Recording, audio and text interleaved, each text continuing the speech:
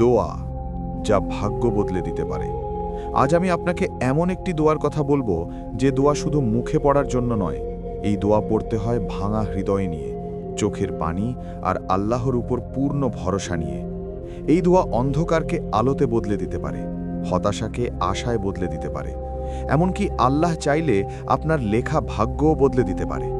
দোয়াটি হল, লা ইলাহা ইল্লা আন্তা সুবহানাকা ইন্নী কুনতু মিনাজ জালিমিন।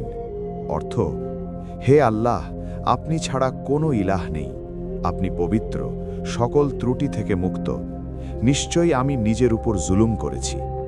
এই দোয়াটি পড়েছিলেন আল্লাহর এক মহান নবী, হযরত ইউনুস আলাইহিসসালাম।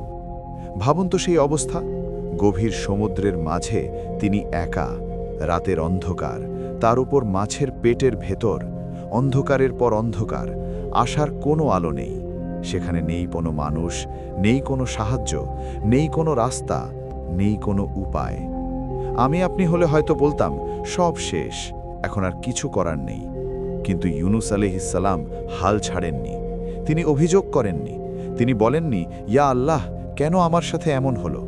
বরং তিনি নিজের ভুল স্বীকার করলেন, নিজেকে দোষী মানলেন, আর আল্লাহর সামনে মাথা নত করে বললেন, লা ইলাহা ইল্লা আন্তা সুবহানাকা ইন্নী কুনতু মিনাজ জালিমিন। তিনি বললেন, হে আল্লাহ, আমি নিজেই নিজের উপর জুলুম করেছি। আর তখনই আল্লাহর রহমত নেমে এলো। কোরআনে আল্লাহ বলেন, আমি তাকে সেই দুঃখ ও অন্ধকার থেকে মুক্তি দিয়েছি, আর এভাবেই আমি মুমিনদের উদ্ধার করে থাকি। শুধু ইউনুস আলাইহিসসালাম না, এই আয়াতটা আপনার জন্য, আমার জন্য। আপনি হয়তো আজ কোনো বিপদে আছেন, মানসিক কষ্টে ভেঙে পড়েছেন, দোয়া করছেন কিন্তু উত্তর পাচ্ছেন না, দেনার চাপে ঘুম আসে না, অসুস্থতা আপনাকে দুর্বল করে দিয়েছে, বা মনে হচ্ছে জীবনটা আর আগের মতো নেই। শুনুন, যে আল্লাহ একজন মানুষকে মাছের পেট থেকে বাঁচাতে পারেন, তিনি কি আপনার সমস্যার সমাধান করতে পারবেন না? পারবেন, নিশ্চয়ই পারবেন। কিন্তু দরকার খাঁটি তওবা, নিজের ভুল স্বীকার, আর আল্লাহর উপর পূর্ণ ভরসা। আজ থেকেই শুরু করুন, দিনে রাতে, হাঁটতে বসতে, চোখের পানির সাথে পড়ুন, লা ইলাহা ইল্লা আন্তা সুবহানাকা ইন্নী কুনতু মিনাজ জালিমিন। বিশ্বাস রাখুন, এই দোয়া কখনো খালি ফেরত আসে না। আল্লাহ আমাদের সবাইকে কবুল করুন, আমাদের অন্ধকার থেকে আলোতে নিয়ে আসুন। আমিন।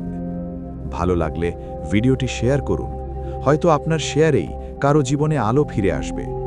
আপনাদের দোয়া কবুলের গল্প শেয়ার করতে চাইলে আমাদের ইমেল করুন, চ্যানেলে শেয়ার করা হবে, যাতে অন্যান্য দোয়া করার জন্য উৎসাহ পায়।